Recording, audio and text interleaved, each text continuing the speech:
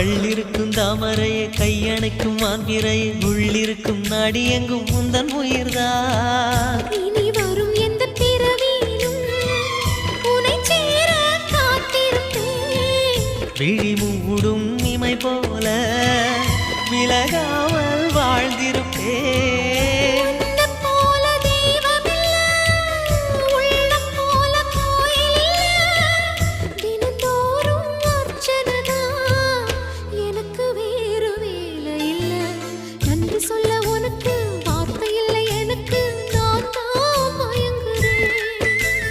என்னுடைய மனச தந்துவிட்ட பிறகும் ஏம்மா கலங்குற?